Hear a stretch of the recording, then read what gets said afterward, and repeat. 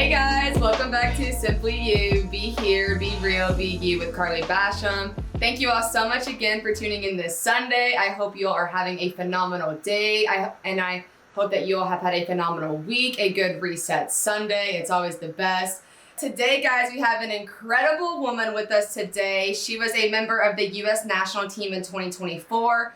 She won the silver with Team USA for the Pan American Cup Final Six. She played collegiately at Kentucky from 2020 to 2021 and then transferred and played at Georgia from 2022 to 2024. She was named in ABCA Second Team All-American in 2023, as well as was named in Honorable Mention in 2022. She was the 2023 SEC Player of the Year, which is so lit, dude. That's crazy. She also was named 3-time All-ACC. She left Georgia as their all-time leader for block assists with 450 in blocks per set with 1.43 per set as well. She led Division I with points averaging 5.31 points per set as a middle blocker, which is crazy. She also set Georgia's rally scoring record with 183 blocks in 2022. In 2020 to 2021, she helped her team win the NCAA title at Kentucky and won back-to-back SEC championships in 2020 and 2021. And on top of that, she was also a member of the 2023 U.S. Collegiate National Team. The resume speaks for itself, ladies and gentlemen, but ladies and gentlemen, please welcome Sophie Fischer. Sophie, thank you so much and welcome to Simply You. Thanks for having me. Of course, I'm so excited to get into it today. You have been a person that I have always been a fan of. A little fun fact, I have literally been supporting you from the time that you were at Kentucky to the time that you transferred to. Yes, I swear, I have always been such a fan of yours. It is. That is so funny. Yes, I swear. So I'm just so excited and so happy to have you on this show and kind of get into it today. And yeah, just thanks again for being here. I'm super excited. Yeah, of course. Thanks for having me. I'm excited. Of course. So I guess just to kind of get into it, we'll start with some more casual questions just to kind of set the mood, set the tone. But as far as, because, we do know just based on the resume that you did transfer. I am also a transfer student athlete as well too. So could you just kind of tell us a little bit about some advice that you had received from a coach, from either a mentor that just really helped you either during that time or just really just helped you throughout your life too? Yeah, I think that from a coach, I'd have to say once I got to Georgia, I was putting so much pressure on myself because I feel like the environment that I was in, personally, I wasn't my best self at Kentucky, and it was a very toxic environment for me. So I was really hard on myself 24/7. So whenever I got to Georgia, he was just learn, you're gonna grow naturally. So just embrace the growth and the growing pains and stuff. And so I think that not just with volleyball, but with everything in life, you're gonna have growing pains. And for me especially, I'm 6'4", I know what growing pains physically feel like. Right. Right? To feel that emotionally or mentally too when you're learning something or just having a change in life. I think that was really cool to think of, because now if anything sucks in my life, I'm oh, growing pains. Growing pain. Ooh, I love that because I have never thought about growing pains as being emotional as well, but I love that take on it too because I literally feel especially just as you get older too, you are gonna see more emotional growing pains than almost the physical growing pains at that. A lot more emotional than physical. And I feel if you can just look at those growing pains, those growing situations as being nope, this is going to be good for me. I am going to be able to learn something from it. I feel that's just such a good approach because it's so easy whenever something hard does happen to be oh my gosh, what the hell is going on and blah, blah, blah. And then just kind of spiral from there. But I love that. So that is awesome. That is awesome.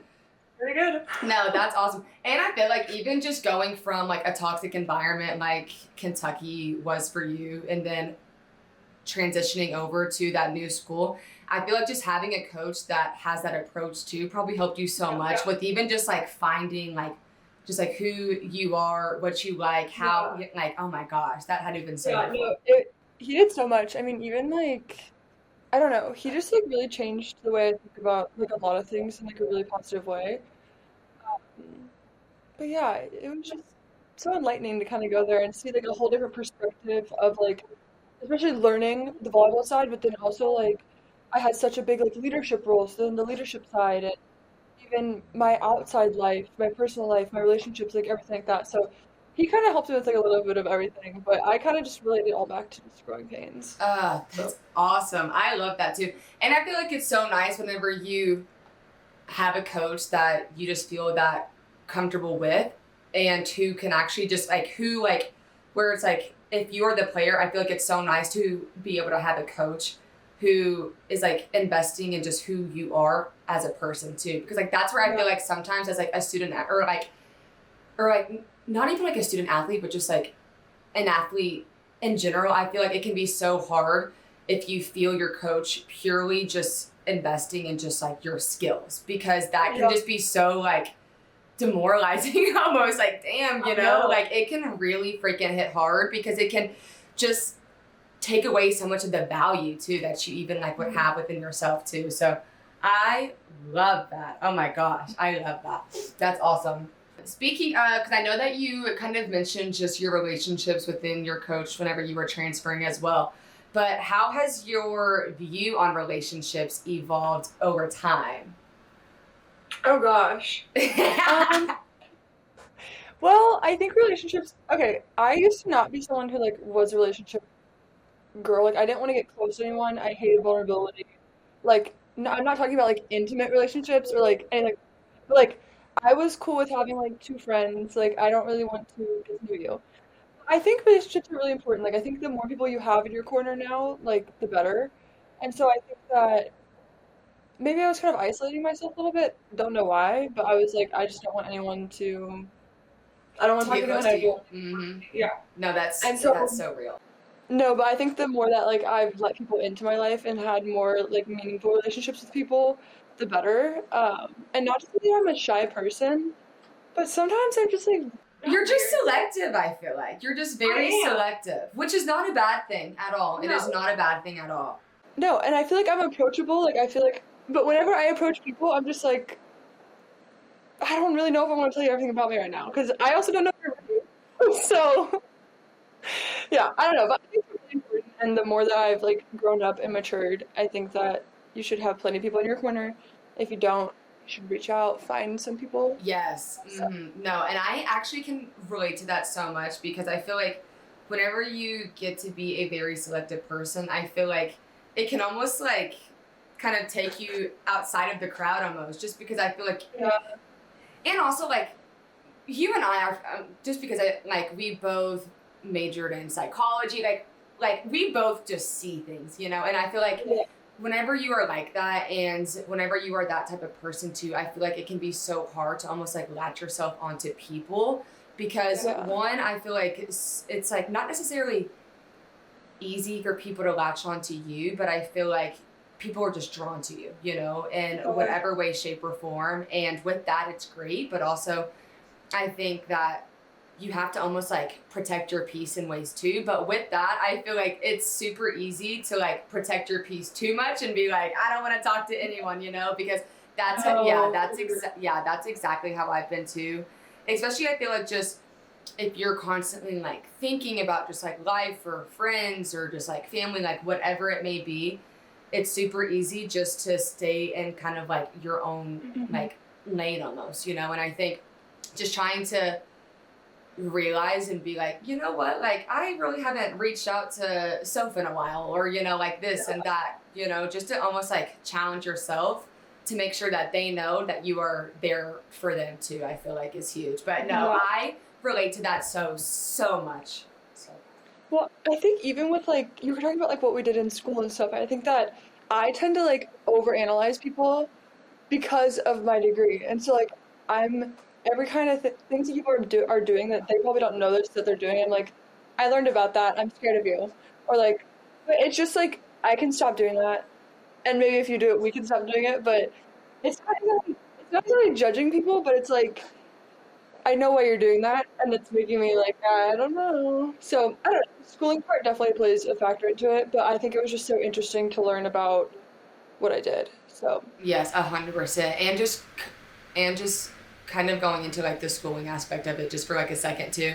I think it's so hard to not like apply what we have learned whenever we yeah, see and talk to people too. Like that is what I struggle with so much is like turning off my thoughts, you know? Like I feel yeah, like and I feel like there's some people who they don't really think that much. They kind of just like do and just like kind of see what happens.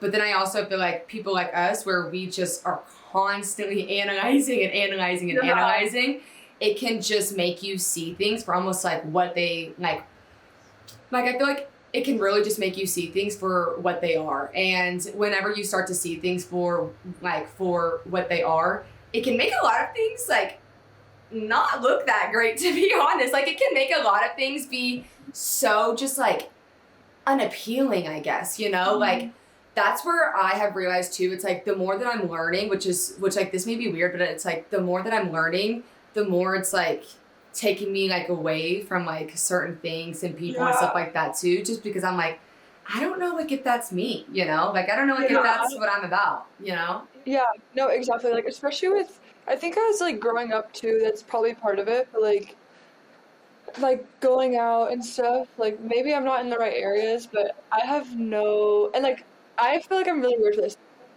Zero desire. Like, Zero. No, trust me. You are one of the first people who I have actually heard just like say this. And I swear, Soph, I feel this like I have zero desire to go to like yeah, bars, to go out and like go party and like do all this. I mean, like, do not get me wrong. I love like getting like a little cocktail, going out with like the yeah, girls, doing like stuff like that. sure. But it's like the thought of going to just to like a random bar or club for like 5 hours, I'm like, what are we doing? No, and that's the thing. That's whenever I get into those settings, I think I get worse because I'm like, I'm mad. I want to be in my PJs. I want to be. It smells in here. It's hot. I'm tired. Like, and then it's like, and these four people are in the corner doing God knows what, and I'm like, and then you want to hang out with me after, and I'm good. Like I'm okay. Exactly. And that's where too I feel like whenever you just have and take so much time to yourself too, I feel like you start to learn like how you actually like to live, how you actually like to do things.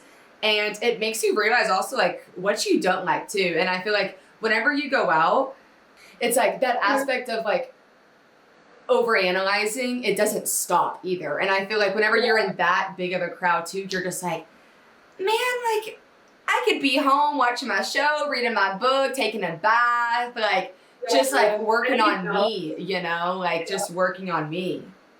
Yeah. My friend actually. So you said protect your peace earlier, but one of my good friends, that's her like favorite saying, and like she'll like Irish goodbye from somewhere. Like this was like 2 years ago. Whenever I was like, let's go out, guys. And I'd be like, "Where are you?" And she'd be like, "I'm protecting my peace. Like, goodbye." Goodbye, And yep. Hmm. it's so annoying. And then, but now I'm like, I will protect my But you're peace. like, yeah, bye. You're like, I gotta go. Yeah. Well, like, that's where too, I feel like it's so hard for me because like, I'll like go out for like special like occasions Yeah. and to like celebrate and stuff like that. Cause like I went out for like my birthday, but like that was like the first time that I had gone out in like so freaking long. Mhm. But I think that at least for like me, if and whenever I do go out, it's like I just start to like see like these things where I'm just like, what the hell are we freaking doing right now? Like what? Right. Like what Right. are we doing? Like seriously. And then I feel like as soon as I have one of those thoughts, it just like it just like goes to me being like, I could have just stayed home. And like as soon as I think that, I'm like, I just want to be home now. I'm like, I just want to Yeah. be in my home, in my just like in my space. Oh my god. Yeah. The second you get the home feeling and you're like out like downtown or at some party or club, you're wrapped, It's man. wrapped. I'm like, you're done, you're done, you're done. It's literally just like a waiting game to see how long that thought takes to happen. Like I know, like literally, let's guess how long it's gonna take. But even when we were in Louisville, and we were at like what is it, PBR or Yes, something? yes. I'm looking at like what are these girls doing on this? Like, I don't know if PBR is gonna listen to this, but like I don't know. But what are they doing on the? What are they doing? What are the girls doing? What are they wearing? What are they wearing? And literally, yeah, sorry. Please, please, please, please. No, but like, why am I here? Like, and ever you guys dragged me out of my bed to come to here. Like, I'm good. I'm gonna go home, and then me and my sister were like, all right, bye. Right, no, literally, that's where too. It's even like stuff like that where it was like the only reason that made me go out was just to like see you and Sky and Claire and like all Yeah. of them like that. But it was like, but like there would just be so many moments where I would just look around and be like, this can't be it. Like this cannot be where I am spending my time right now. No. Like it's like those thoughts. And I feel like it's so hard because it's not like the people that like No. I'm with. It's just like the environment. I'm like, guys, like we can do better than this. Like what are we doing? You know, like I what know. are we doing? Yeah. And that's what makes it tough because I don't not like to go out and like party because I have like lame, boring friends. Like my friends are very fun. They make me giggle. They make me laugh. They're a great time. But it's just like whenever I get into these situations, I see that other people who I don't know, I'm not interested And at not all. yes, and that yes, and that's what I feel like is so hard about it too, is because you go out with your select group of people, and Hmm. then it's like you are put into all of these random people, and you just see that it's almost like the reality of being in the room with people who you know are just nothing Like you. like you at all, and it's Yeah. just like, why are we in the same room right now? Like what are we doing? It sounds like so judgmental, but it's not like I'm mad or like don't want to be in the same room as someone not like me. But like it's like you have totally different like interests and aspirations because you're doing the splits and you're doing handstands, chugging drinks, and like that's not me. Yes, like So that's their like Super Bowl, you know? And I feel like yeah, that's what's like the exactly. difference is because like they do that as like their like peak, like it's so fun, like that's like all that they want to do. And like I literally just go so that I can like go and like see like my friends who are there. Like I don't have any interest in like doing all of Yeah. like the crazy like extra stuff, I guess, you know? And like, Yeah. do not get me wrong, like me and my friends, whenever we do go out, we fucking have a great time. Like we know how to get down, but I think it's just hard. And I do like how you said too, like it's not like we're like judging them. It's more so just like you can feel whenever you're just not in like alignment with somebody, with like a group of people. It's Yeah. like there's just stuff there. It's what like whether it's just how you carry yourselves, how you present yourselves, how you speak, how you act, how you behave, like. And it's just so true too that it's like the people that you are like with, that you are seen with, you know, like that is going to be a reflection of you. And I feel like it's so hard to know that, and then to be in those type of environments that you know are just not in that like where like it's like you know that you're just in an environment that is just not in like alignment with you, and you're just like, okay, like this just does not fit. Like that's at least how I felt with people, because I like never go there, which like I know tons and tons of people, like I know tons of people who go there every single weekend, and like by all means, like if that is fun for you, like I am not going to stop that. Like I support it, I respect it by all means, but like I know that like going to like going to freaking any bar in Louisville, Kentucky is not going to do it for me. Like that is not going to do it for me at all. But like we have these other group of people, and that's like their peak of life, you know, like that's so Yeah. much fun for them. And I think it's just I think your definition of what you think is fun and what you think is like gonna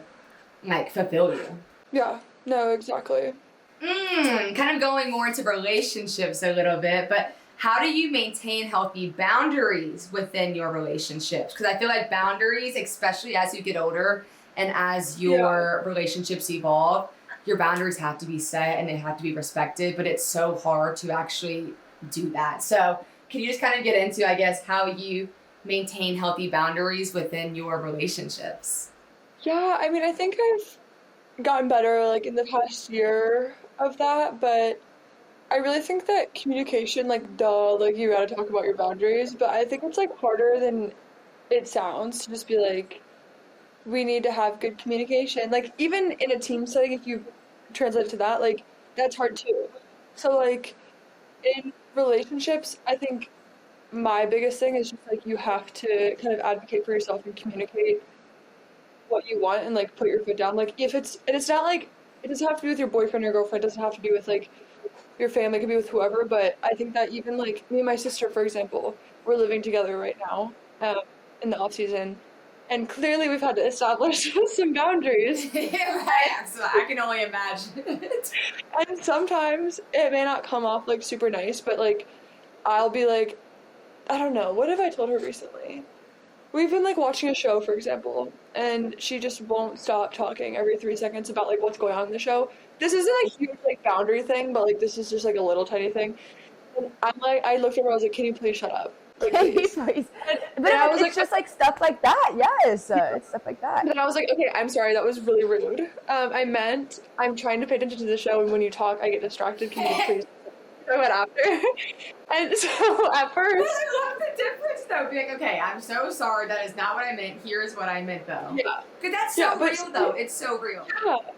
No, but we have little tiny like boundaries with each other, but I think that in any relationship with like even romantically and stuff, like you need to have good like boundaries with each other or like somebody's gonna get walked over or something go south. And so the quicker you can establish them, the better. And so that's what I think I've also learned from my next relationship is we're setting them straight from the beginning. Love that. And I Yeah. love, Soap, how you said that you have to be able to advocate, especially for yourself. Because I think that whenever you are in a relationship, whether it's romantic, platonic, within your family, I think it's so easy to disregard how you're feeling just to make the other person happy.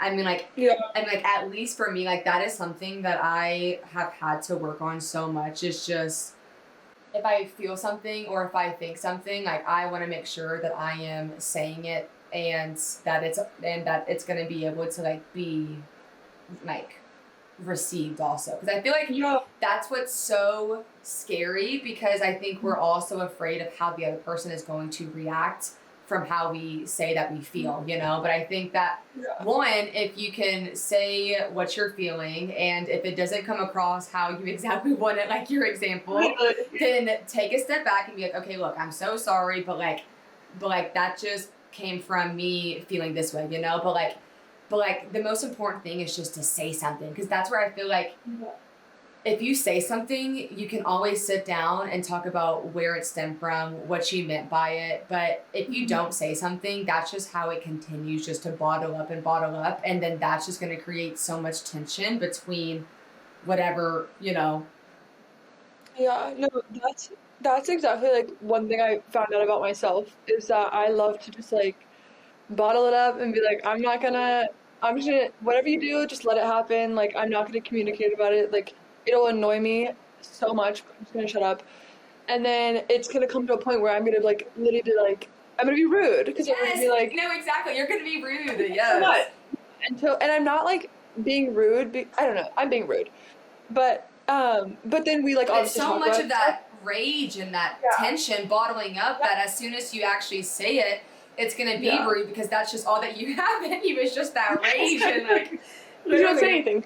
Learned that like what you talked about it being scary and stuff. Like it's so scary to be like, hey, like this really bothers me when you do this. Like, can we do this instead? Or like, I want you to treat me this way because that's what I deserve. Or I don't know, a million other examples. It's scary to say that stuff, but the quicker you say it, the probably less you're gonna get frustrated, the more fun you're gonna have with the person, like romantically, probably the more you're gonna love each other, like if you just like talk about it sooner. Mhm. So And I also don't they're know. probably going to one, they're probably going to either like appreciate it more because then they're actually going to be able to know like what to like change, what to kind of like look out for because also that's something that I've even had to just be more like aware too. It's just because I'm the same way where like I will bottle up everything in me because I just don't want to say it. but then it's like vice versa. I'm also expecting that person to know exactly how I'm feeling too without me saying anything. And but then it's like, I'll get mad at them because they won't know that I'm feeling mad, but I haven't said that I'm mad, you know? So it's just like, that's just where I just feel like, especially for me, like, I've just been seeing and I've been really trying to focus on, like, if I do feel that feeling, like, I just want to sit down whenever I do feel it, because if I choose to be able to sit down and express that now, it's probably going to come across better at that time than in like 1 to 2 weeks, because then you are going to see the worst side of me whenever I am relentless and ruthless and rude as fuck, and just being like, look, like, you are literally pissing me the fuck off. I cannot stand this. Like, I promise I'm not rude 24/7. I feel like I've talked about myself being like so rude about like blowing up to my sister and like. Oh, trust me, I have not gotten that at all, and I don't think that, and I don't think that anyone else listening is going to think that as well, because one, I think that we all have blow ups, we all have those feelings whenever we do feel something that either makes us like uncomfortable or makes us like just feel like weird or mad or something like that. And I promise you, Sophie, we have all lost our cool in one way, shape, or form because we have not, like, I don't know. Just know what you were saying does not sound rude. Okay, good. Yeah, I mean, I'm talking about like people I don't like to see downtown, and no, trust me. You are good. You are good. But I feel like whenever you do feel like mad or like uncomfortable or something, and then it's like you do want to like say something to that person, at least for me, part of like that fear to make me not say something is also because I'll be like afraid of losing that person too. But that's like if and when I have like expressed how I am feeling and I have tried to set that boundary, and if they don't respect that, then I have been like, they are not even for me, you know? But it's like, exactly. Yes, but like I felt like I was just trying so hard to like hold on to those relationships because I was afraid that they were going to leave me without even questioning and asking myself, like, would I like them almost, you know? Like, I feel like it's almost like switching that narrative and being like, I don't know. Like, I feel like we just place those people in such like a high form, and then we just completely disregard like ourselves, and it's just crazy. Yeah. I feel like with boys, I can more like put this category onto rather than like family or friends, but like I feel like with some boys you're like, oh my gosh, I love them, they're so cute, they're so funny, like I don't care how they treat me because they do this and they do this and, and like, so you try to like mask it.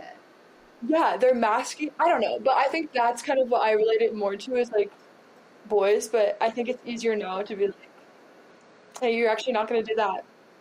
I think it's much harder to be able to speak up for yourself in a like romantic relationship than a platonic one. And like, it's just so scary again. And it's just like, but just like take the leap. You're gonna like just go for it. I know, you really do have to just go for it. I mean, there's been times where I think I've gotten better at it recently, but I would say 2 years ago I was like silent. But recently I feel like, I know, right? But the quicker you do it with somebody, and you're just like, I'm gonna tell you how it is.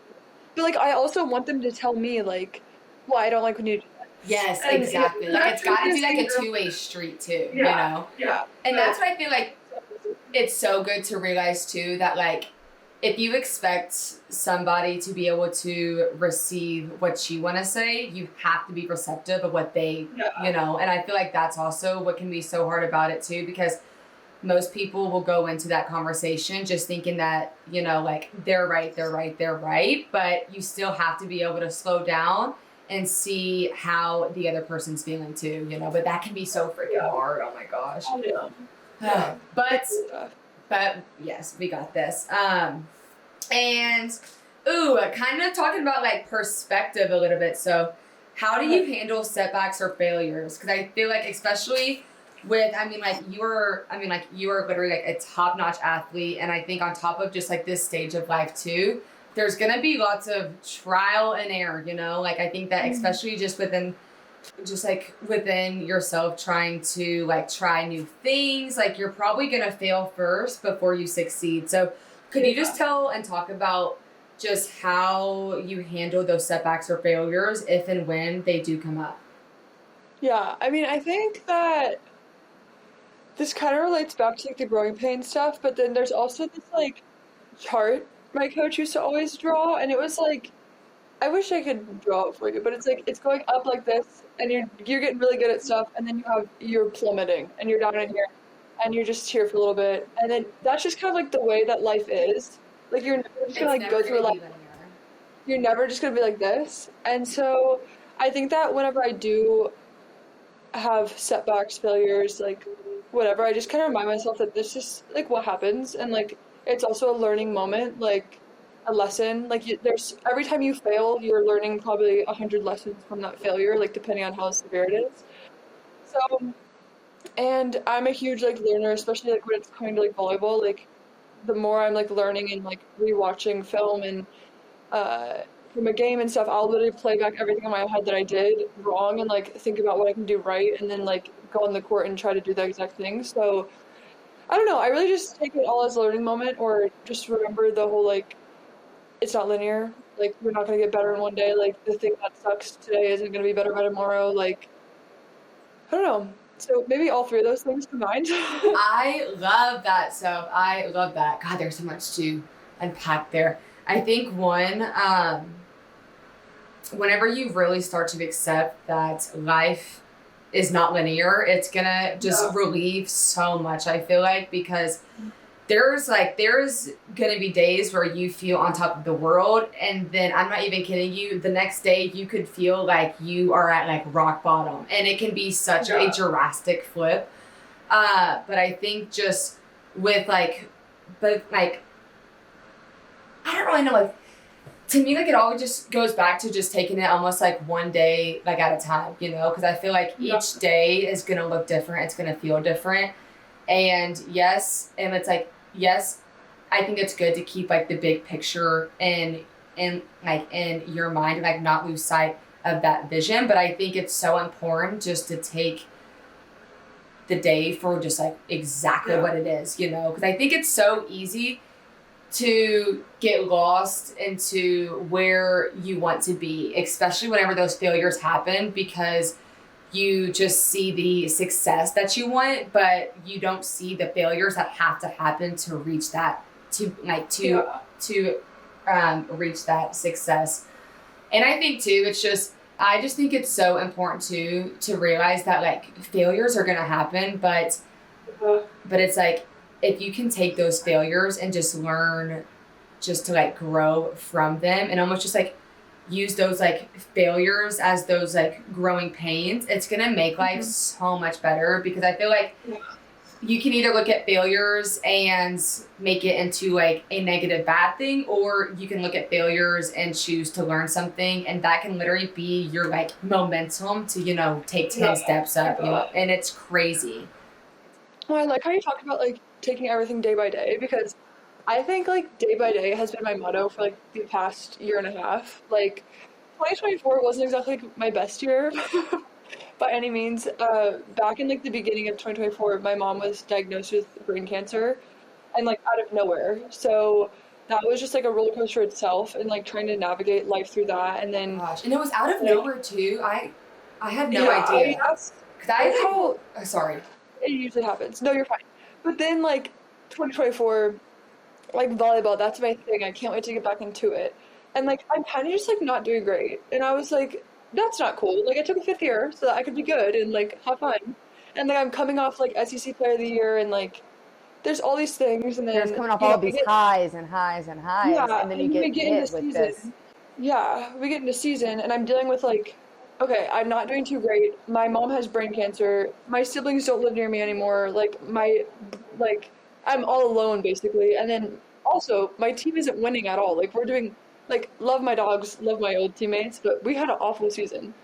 And, like, it just, every single day I was like, oh, you just gotta take it day by day. And, like, I think that's really the only thing that, like, got me through. And then you just keep seeing the light at the end of the tunnel. Not that, like, the end of the tunnel was that it was over, or like whatever I'm like volleyball, like me, or like my mom's cancer and stuff, but more of like the next big thing to look forward to. Like I guess my like day by day thing was like professional volleyball, and not that I wanted to leave college athletics, but it's because I knew I had like a fresh start and like I could have like a clean slate. And then even like once I got to professional, like day by day, I was like my first week there, I beat myself up pretty hard because I was like, whoa, Sophia, like where are we? And so, but then like reminding myself just take it like day by day. And then like even up to here, we're figuring stuff out with where we're living. So I love the whole day by day stuff, basically. But yeah. Gosh, one, I feel like just with how much change and transitioning you have had throughout the past like year, I feel like you almost have to just be like day by day, every single day, just because like you don't even know like what's gonna happen next either, which is crazy. Yeah. And I also liked how you mentioned too, like especially just that first week of being and playing pro too, how you even still had to continue to take it day by day, you know, because I feel like even then like people could look at that and be like, oh, and like just see you, you know, playing at like the highest level and stuff like that, but it's like they don't see the like mental strain that like it takes to even go from literally straight out of college into that, you know, too, right? Like that is just such a big transition on top of all of like your personal things going on too. Like that, like it would just almost be too much and too heavy to even try to look forward, you know, because I feel like every time I started looking forward to, it would make me a little bit more sad because I'd be like, not sad, but like whatever negative emotion you could really think of because I was like, I want to be present. Like that's another big thing of mine is like I want to be present, like be where my feet are and stuff. But at the same time, I don't want to like feel like this, and I don't want my day to go like this. So like I can't wait for the next day. But I think that it's almost like some guilt almost to it because it's like because it's like you know how you want to feel, you know how you want to live, you know how you want to see it, but it's like then it's like you're still seeing these negative things. It's like I don't know. I completely relate to that. No, yeah, it was a hard year to be positive, but I did it. I got through it. Well, I feel like too, that's where some people look at being positive as being super happy 24/7. And that's honestly like that is like the complete opposite, I feel like, of what being positive truly is. Like I just think that being positive is looking at each and every situation that is thrown at you and just one, knowing that you're going to find a way through it. Like whatever it looks like, you are going to get through it somehow, some way, some shape or form. And two, just knowing that you're going to be able to gain something from it. Like it may not be something that you necessarily wanted to gain, but you are still going to gain something from it, whether that's strength, whether that's some resiliency, whether that's some like self-love, whether that's teaching yourself how to be present. Like it may be things that you didn't ask for, but just that life, the universe, God is like, nope, like we are gonna have you learn this today, you know. And I think that can also kind of go into just taking it day by day too, and just trying to stay positive, I think, because like it's not realistic and it's not human to be able to stay positive during every single day, especially whenever things get thrown your way, you know. Like you even mentioned like, you know, like your mom having to transfer, making the transition from college to pro, you know, like there were so many things where you probably honestly were just like, holy shit, like what is my life right now? You know, like what is truly going on?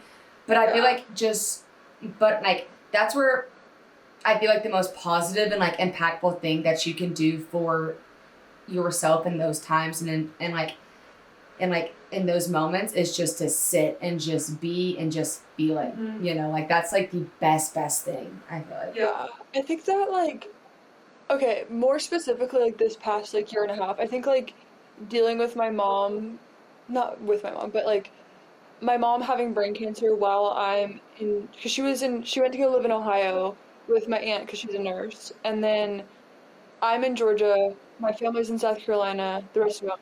So we're kind of like spread a little bit all over. Like my brother and That sister must have been hard too, because I feel like your mind must have been there, but then it's like your body's in Georgia. Yeah. And so I kept having to like, I don't know, I'm thinking about like my mom like 24/7 and my siblings because like my sister's my age and she's living in like Ohio. Like she wants to go find a job and like do XYZ, and then like, my little brother like wants to go to college and like all these things. So like it's like I'm worrying about like so many people and so many things, but also like trying to be a leader on my team, like a good leader, and like help this team like win a game.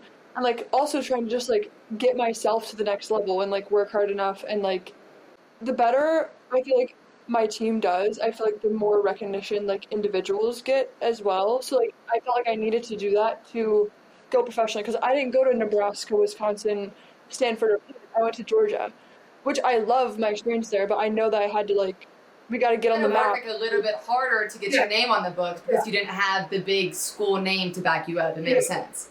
Yeah, so it was just tough. It was a hard year, but like with positivity and stuff, I think that I kind of just relied on like my people and stuff, and that's kind of where I go back to like connections and whatnot is and, like relationships is that like I had a very like close knit group of people who I would kind of just like tell everything to, and they were like kind of my rocks to kind of be like, you seem off, like what's going on, and like I'm not leaving until you tell me. And so once I just talk about it, I feel a lot better. But yeah, I feel like the people kind of helped me become more positive through the whole shebang. No, I love that too, because I feel like, especially in those hard moments and like those hard days, those hard times, it really shows you who are your people through and through. Yeah. You know, like that is where those hard moments can bring such gratitude and can bring such positivity to your life, because yes, it's like the actual situation is horrible, it's sad, it's heavy, it's hard, but with that too comes so much love and so much support and so much care and kindness that you probably didn't see as heavy as you also did before too, you know? So I think that that's where too, I think that, I mean, your connections and your friendships and your like relationships that you have and that you are able to maintain within your life can carry equally just as much weight as as like that heavy and hard stuff does too, because especially I feel like whenever you get into hard and heavy situations, it's so easy to lose yourself or just to get lost into what's going on. And I think that if you have your true core people, like who one, know you through and through, and two, who feel comfortable enough to be like, so like we know that something like is going on, like just talk to us. And like just taking the time to be able to slow things down and being like, just be like, we are here, you know, like friends and people who just show up. Like that's what I feel like too can bring so much gratitude and so much positivity within those super heavy and hard times too. It's just because you see the people who just show up. And I mean, like showing up can hold so much freaking weight.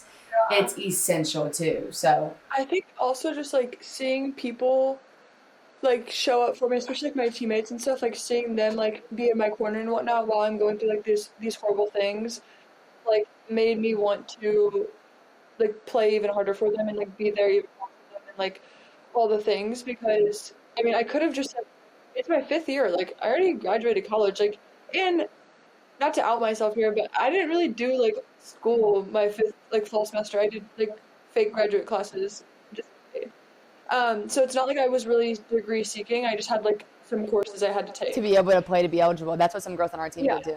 So like it's not that I really like needed to be there, but I wanted to be there based on like people who like have supported me so much, and like that made me feel like good. So I wanted to be around people who like made me feel good. I love that. And so too, I think it speaks volumes, the fact that while that stuff was happening with your mom and while she and your sister and your brother were just like not even in like a physical viewing of you and where you were, that you were still trying to show up and be that like leadership figure for your team too. Like that is huge, because that takes so much strength and that takes so much, like, I don't even know the word for it. It's just like that is a different level of just being selfless. Like, I feel like truly, because it could have been so easy for you to be like, you know what, guys, like, I have so much going on, like, I just really am just gonna be like checked out, you know, which like would have been completely valid too. But I think that the fact that you even took it like upon yourself and chose to show up that way for your team. I mean, like, you just talked about how they treated and supported you, made you kind of play harder for them. I bet that they felt the exact same way, just with how much that you were able to show up for them too, because that probably made them want to just go and ride and play so much harder for you too, just because like they were probably seeing how much that you were dealing with and handling mentally. But I don't know, like, that is just, it's incredible. It is incredible, Sophie, seriously. Thanks. No, it was an interesting experience. But I think even like my mom also, like, she loves volleyball, or like loved volleyball, and she was able to come and fly out with my sister a couple times to do a couple home games at Georgia, and then she wanted to see, so me and Maddie Skinner used to play together at Kentucky, and so she's like a huge Maddie Skinner fan, and so she came to the Texas game to see Maddie, and me, of course, but I think, of course. but my mom also, she would have never let me like stop playing, or even like when I went professionally and like she really started to like go downhill, she was like, you're actually gonna stay there, so like you have to like, I don't, it's not that she didn't want me to come and see her, but she knows how much that like I love volleyball, and knew how much that like that made me happy, and that was not like an escape for me, but it's very healthy for me. Like It is very healthy. need to do it. And so like she knew how much it meant to me, so she was like, don't let me like not only be a burden to you, but like don't leave what you love doing to like come see me when like I don't know, she was a very blunt lady. Like she would be like, don't leave and come see me when like I'm not gonna be here that long anyways, but like you have a career to like chase. So but that's when it got like really tough towards like Skylar, but like I was talking to Skylar, my roommate, and I was like, what would you do? Like Kansas City tournament, or like go see my mom? Like I don't know. So like there was a bunch of times where I had to like have these like really tough battles of like my mom wants me to be here and like wants me to play volleyball and wants me to like live my life and like get to do all the super fun cool things, but then it's like I only get one mom, like everyone only gets one mom. So like do I do what she's telling me to do, or do like what feels like the right thing, like any normal person would do, and like go see her mom? So I don't know. There was just so many times where like I love how much she, I guess, encouraged me to like stay in it, and like maybe threatened me a couple times of like like That's what moms are for. That's what moms are for, to say the least. That's what moms are for. She would be like, I'm gonna haunt you if you ever quit. I don't think she was joking though. Like she I love was. how blunt she is. That's what. Yeah, she's funny. But yeah, I love how much she encouraged me to go and continue to play and stuff, but it was definitely challenging to try to be two places at once, I guess. Like be with my mom, do what she wants me to do. So. Yeah, I can. Oh my gosh, yeah, I can only imagine.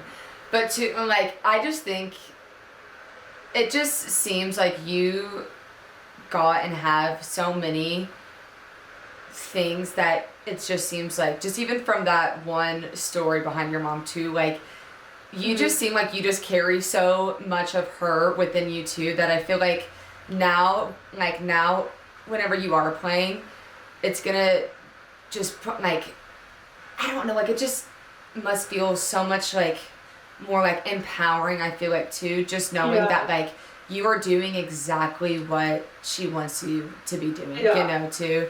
And I feel like too, just with how much that she was selfless with you and wanting you to stay focused on like, you know, like your life, playing volleyball, doing like those things as well too, like that is a huge testimony to her character. But I also think that so many of those characteristics that she has and that she held, she just was able to pass on to you too. And I feel like that's what is so special, just within like seeing you and even just like hearing you even talk about her, because I mean like you just seem like you just like embody her in so many ways. And like that is probably one of the truest and greatest gifts that like she could have ever asked, was just for you to like embody just like the woman that she was, and just like showing the world who she was through you, you know, like. Yeah. I think it sucks that like these things don't happen like earlier, like I guess when your parents like, I don't know. Sorry, my throat is dry. But I think it sucks whenever like you don't start to see these like huge characteristics from like a loved one or whoever earlier in life and whatnot. But not sucks in a bad way, but it's just like I think that my mom like seeing her like fight so hard, like she had like stage 4 glioblastoma cancer, which is like, Okay, yeah, that's what I was wanting to ask, if you could kind of tell, but just because like I don't know the full like extent or story to it, and also I wanted to know and ask like how often were you able to like see her throughout the process as well too? Yeah. So she got diagnosed in February of like 2024, I think. Yes, that's it. So I was literally just like chilling. Like I went to go get margaritas to my friends, and like my dad texted me and was like my earlier in the day, like my mom, like she went to the hospital, but like they just thought it was something like chill.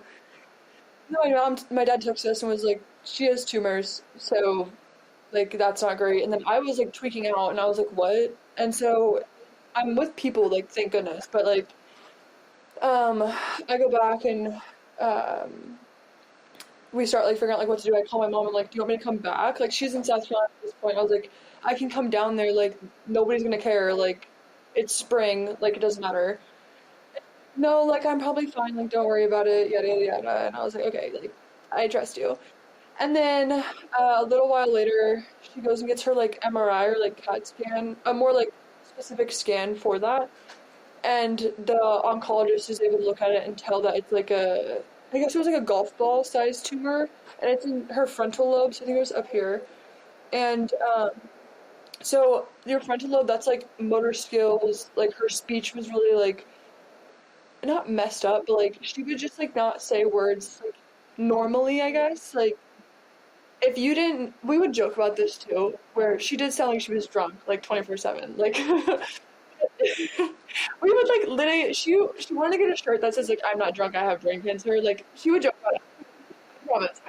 But and then like you have she to like be able to like make humor out of it though, like you right, like you have to.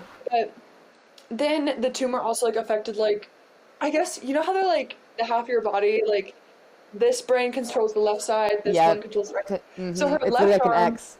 yeah, her left arm, she towards the end of it, she lost like basically all function in it, and like would kind of just have to have an embrace, because this is also a funny story.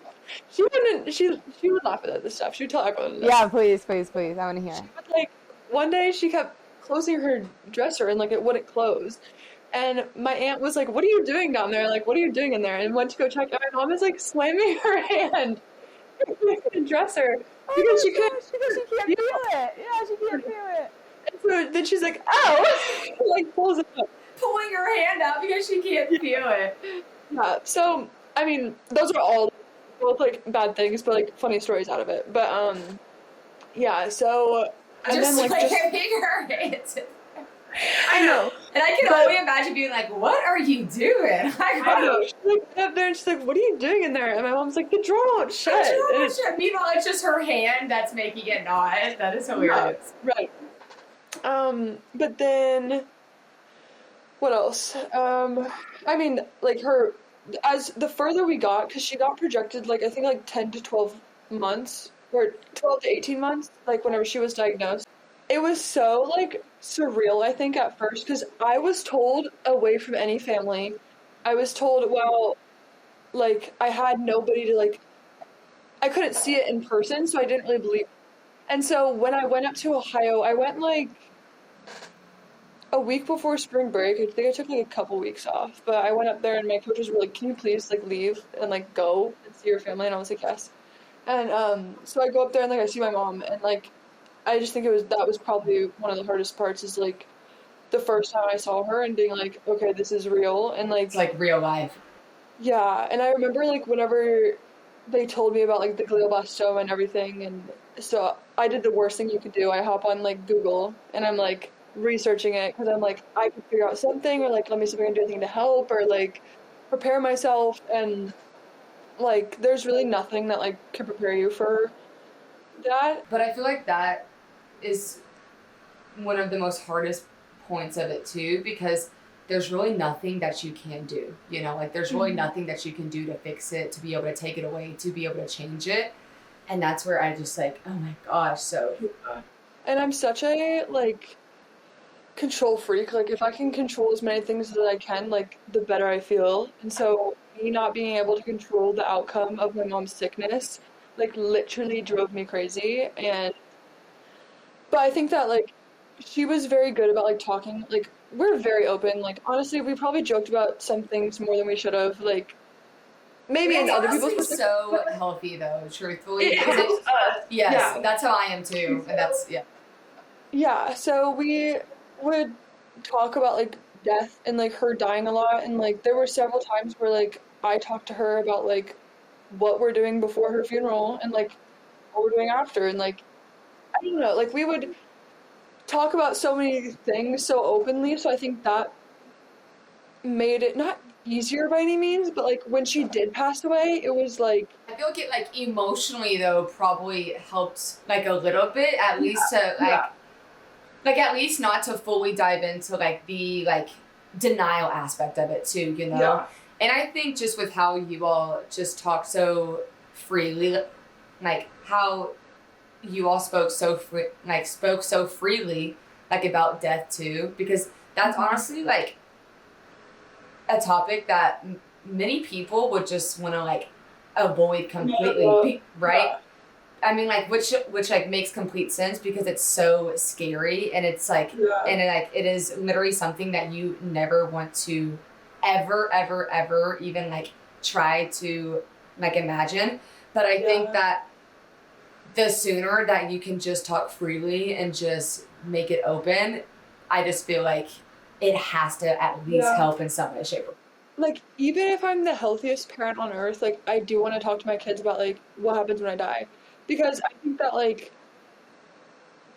I am just so glad she talked to us about it and stuff. Because when it did happen, like, we were like, okay, you're not in pain anymore. And, like, that's the number one thing that we want. And, like, you're happy, you're healthy, you get to, because she wasn't eating, she wasn't, like, getting up. She was basically, like, sleeping for, like, a week. Obviously, she has, like, brain cancer. Like, it's not great.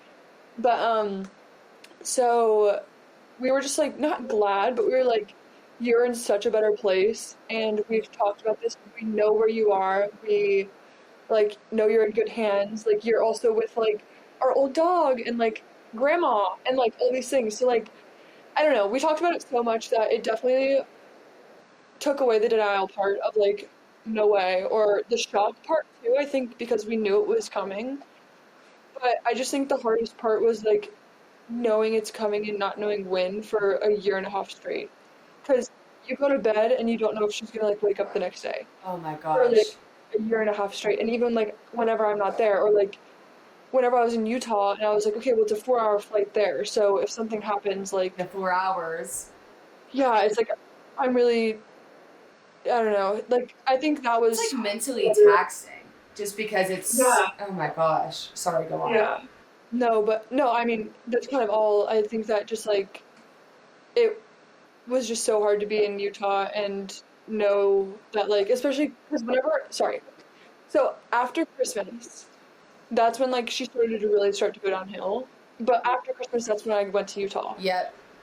Okay, yeah, because that's where I was curious with, like, how you were able to manage and handle being in Utah, and like how and if and like what that exactly looked like whenever towards the end of it, like were you able to like be with her? Yeah.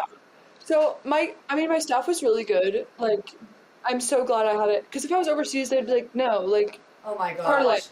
And so I can't even imagine if you were overseas.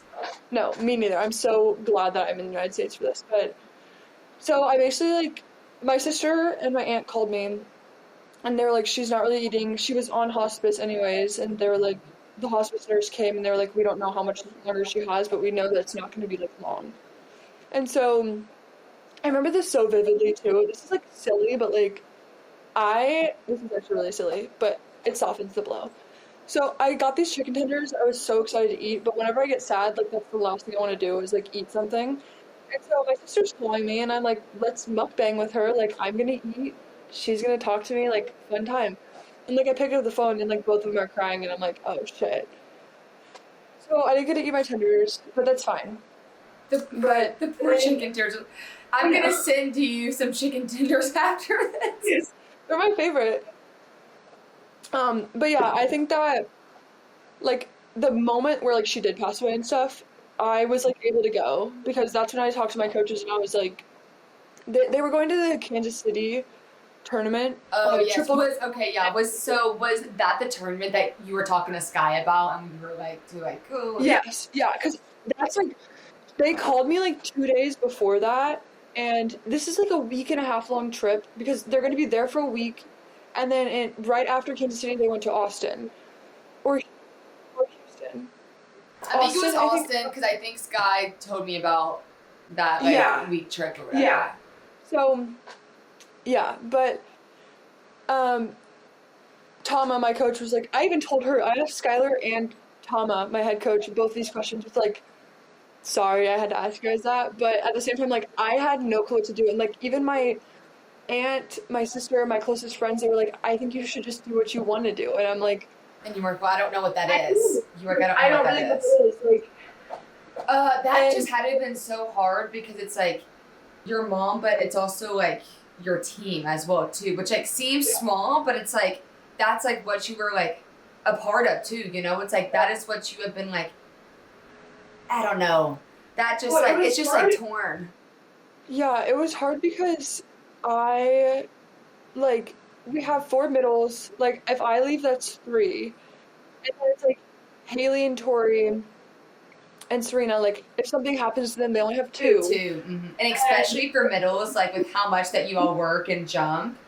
Yeah, so it just, like, I don't know. I was really nervous for that. And then also just, like, what if I did get to go in? And, like, what if I did do good? And, like, what if, like, all the FOMO, like, am I going to miss it on this? All that. I know. And then, like, I was curious, like, is she gonna be mad at me if I go? And then it's like, well, basically, I ended up calling one of, like, my high school coach. She's literally like an aunt to me these days, like, we're super close. But, so I called her, and I was like, what do I do? Like, nobody's telling me what to do, like, what do I do? And she was like, you only get one mom, like, but you also get one pro career, so, like, are you going to look back, like, picture yourself, like, 10 years from now? Are you going to regret not going to Kansas City volleyball tournament? Or, like, not being there for, like, your mom's death? I love that question. Wow. Yeah. So, like, once I put it into perspective of, like, 10 years from now, then I was like, okay, clearly, you need to go to your mom. Yeah. So, I flew up there and stuff, and, like, that was hard. Like, because I'm seeing everything through FaceTime. Like, so it's not like I'm really not feeling anything, but, like, I also, like I said, like, I push everything down, so I'm just like, I don't want to feel it. And I'm not a big crier either, so I don't want to cry about it. That's how I am too. Like, I'm the type where, like, I will cry once I've reached my absolute breaking point, but, like, I won't cry. As much as I hurt, I will be strong enough to not cry somehow. Like, it's very bad, but... It's so healthy to cry, and I've learned that, like, you need to do it, but I'm just, like, not a fan. It makes me uncomfortable, and I don't know why, but, like, crying makes me feel so weird, and there are some people, and I am in awe of them, who just cry at everything, and I'm like, I wish that was me, because it's, like,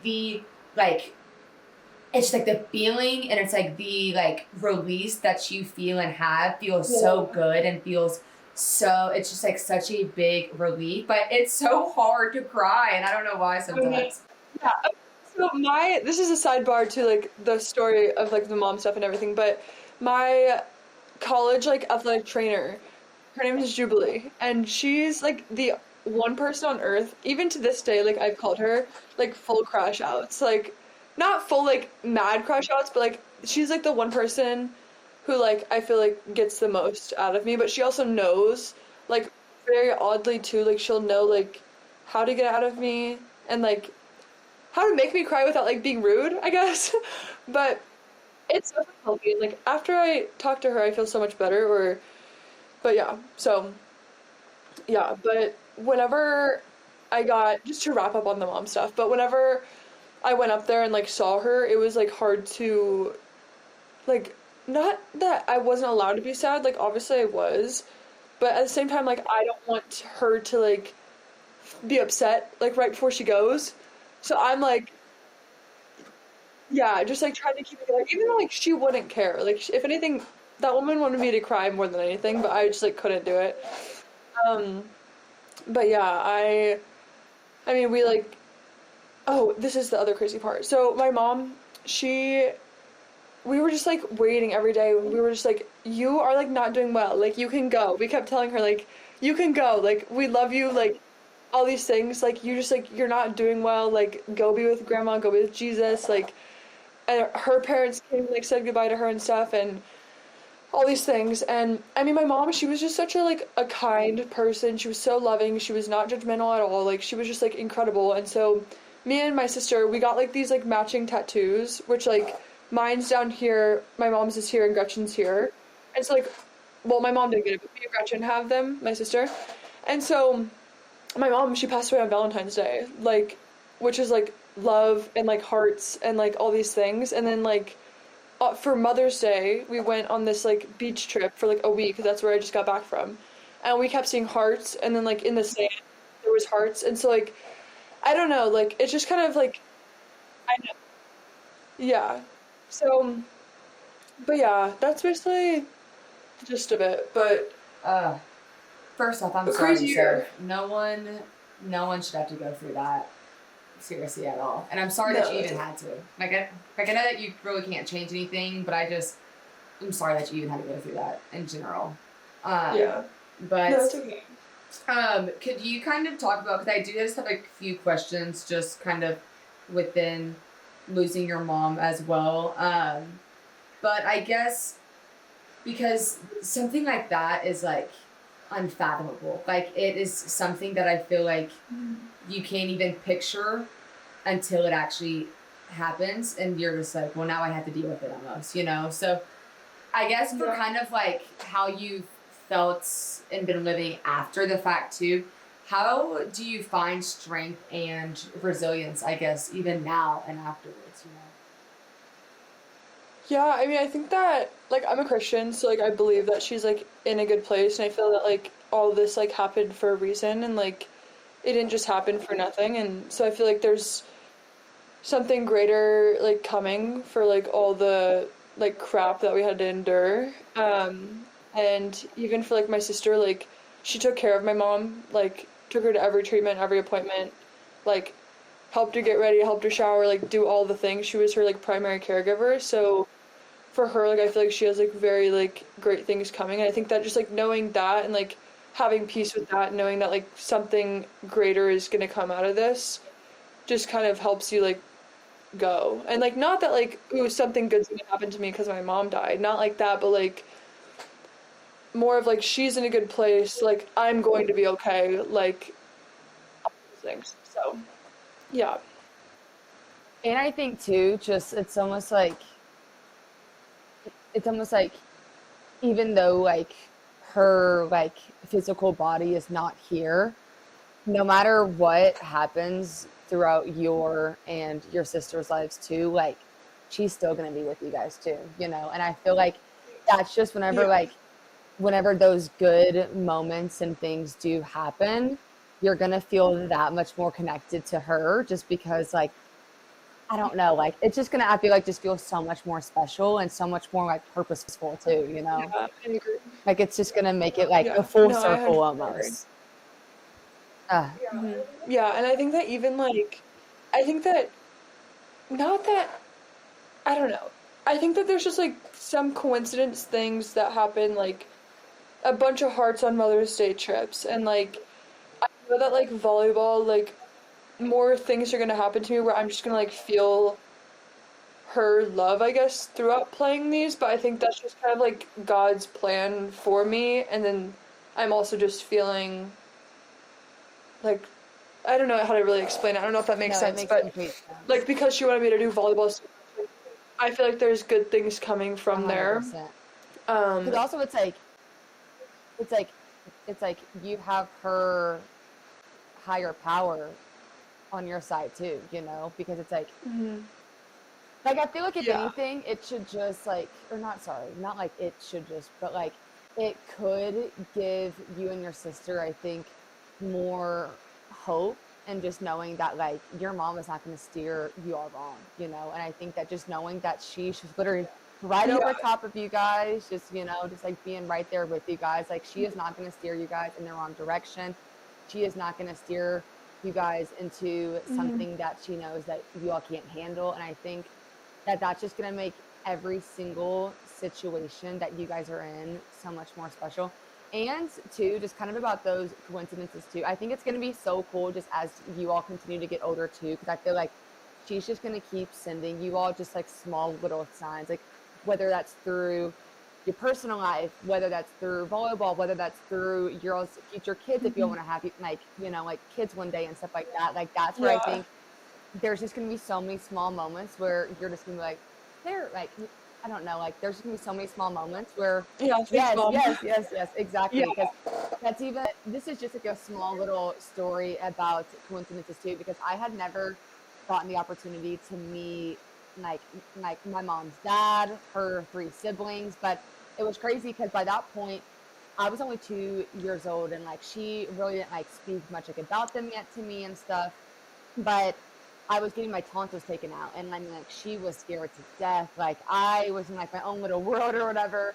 And but so this nurse had given me this bear, and I mean, like my mom was just worried, sick. Like she just always gets super like nervous about that because she's just like, well, something could like, you know. mhm, And and so she was walking me back, like right before you go into those doors where they can't really like go back with you anymore. And I had looked up at her because she was just like petrified, and I was like, and then I like looked at her, and I was like, and then I was like, well, don't worry, mom, Stacy's with me, and Stacy was her sister that I had never ever met before, and I had like held up the bear, and I was like, well, don't worry, mom, Stacy's here with me, and it was just so like it was just such a like, oh my god, like I literally have like chills thinking about it, but like it was just such, yeah. That it's is just crazy. like that was just one of those like small crazy coincidences where like there was literally nothing to even like explain it before, you know,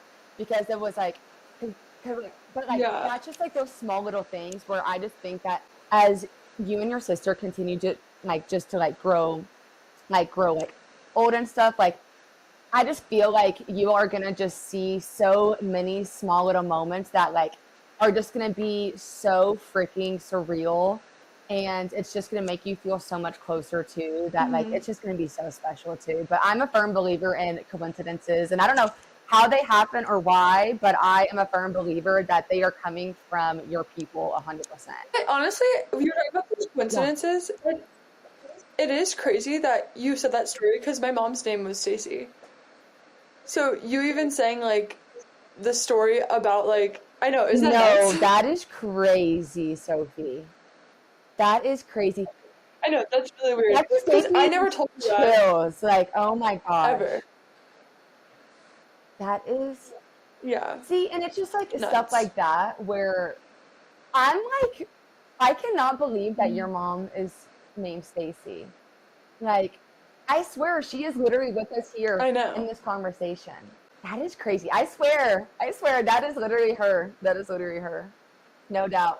No No. doubt, no doubt, no doubt. Could you just tell, just or explain or kind of talk about how has losing your mom impacted your perspective on life?